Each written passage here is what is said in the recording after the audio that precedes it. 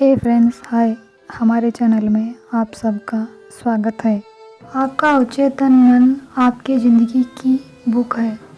हमारा अवचेतन मन हमारे जीवन का बुक कैसे हो सकता है, चले देखते हैं। बुक यानी जिसमें हम कुछ लिखते हैं, जिसे हम नोटबुक कहते हैं। दूसरा, जिसमें पहले से ही कुछ लिखा होता है, जिसे हम पढ़ते हैं और पढ़ के सीखते हैं। अवचेतन मन एक नोटबुक जैसा होता है। या कहे कि एक जादुई नोटबुक है, जिसमें जो भी यकीन या विश्वास के साथ लिखते हैं वो सच बन जाता है। ठीक वैसे ही जैसा बचपन में शाका लाका बूम बूम सीरियल में होता था। एक बच्चा पेंसिल से कुछ ड्राइंग करता था तो वो रियल फॉर्म में आ जाती थी। हमारा अवचेतन मन भी ऐसे ही काम करता है। यानी कि हमारे अवचेतन मन में जो भी विचार यकीन के साथ रखते हैं तो वो हकीकत में बदलना शुरू कर देती हैं। जैसा हम विचार रखते हैं, ठीक उसी के हिसाब से ही स्थितियाँ, परिस्थितियाँ, घटनाएं बनने लगती हैं और चीज़ें सामने आना शुरू कर देती हैं और 3D फॉर्म में आ जाती है। हम बुक में जो लिखते हैं, बाहर भी वही अनुभव होगा।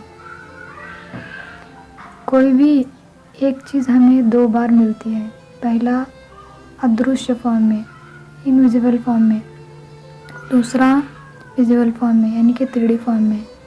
जब हम किसी चीज़ को पाने की इच्छा करते हैं या विचार करते हैं तो ये जादुई तरीके से हमारे सेरिब्रम कॉर्टेक्स में चली जाती है, जो हमारे चेतन मन का ही एक पार्ट है।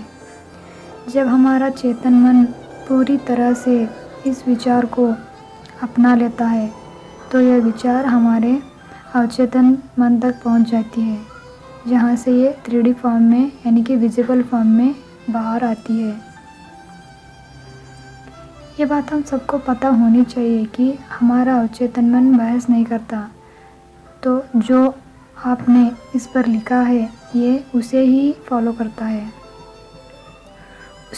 उसी को ही हकीकत में बदलने का काम शुरू कर देता है।